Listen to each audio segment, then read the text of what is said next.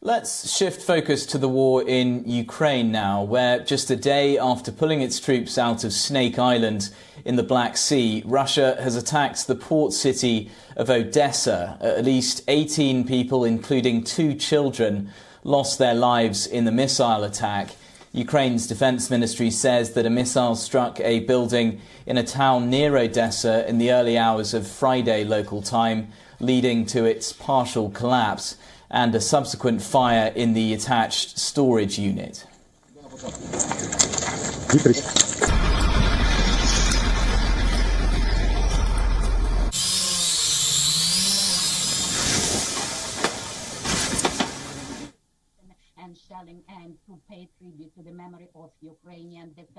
And members of the Ukrainian parliament held a minute's silence for the victims of these latest attacks.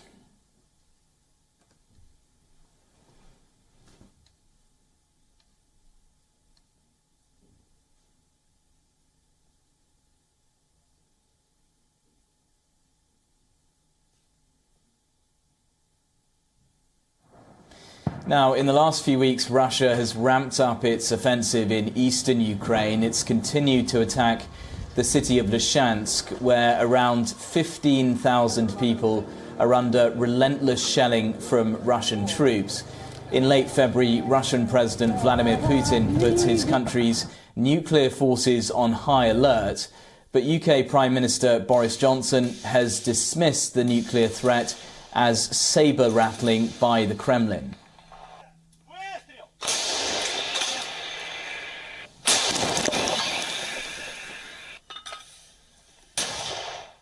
But I think it's very, very important that we shouldn't, Nick, allow ourselves to be sidetracked by this kind of saber-rattling, because fundamentally what Putin is trying to do is to reframe this and say it's about Russia versus NATO. It's about, a standoff of that kind. It's not.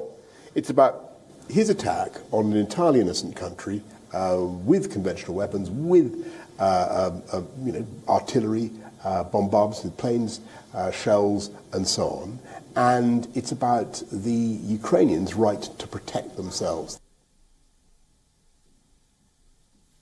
Meanwhile, Ukraine is hoping to secure EU membership. Last week it was officially awarded candidate status by the bloc, but its accession to the European Union will take years, with really strict requirements in areas such as its economic policy and the rule of law.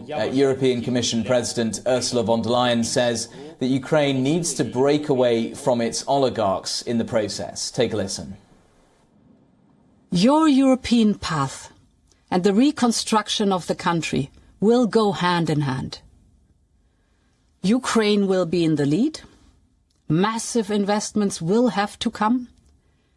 But to maximize their impact and to foster business confidence, investments will have to be coupled with a new wave of reforms. Today, Ukraine is the only country in Europe's Eastern Partnership to have adopted a law to break the oligarchs' grip on your economy and political life. And I commend you for that. Now you have to focus on the implementation of this law.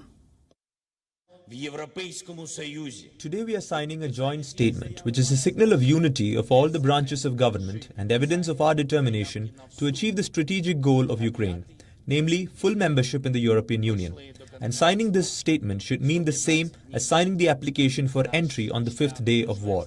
We have been going towards candidacy for 115 days, and our path to membership must not take years or decades. We have to cover this path quickly. To what extent it is possible is up to us. We have to do our part of the job, ideally to enable our friends in the European Union to make another historic decision for us just as quickly in the same consolidated manner.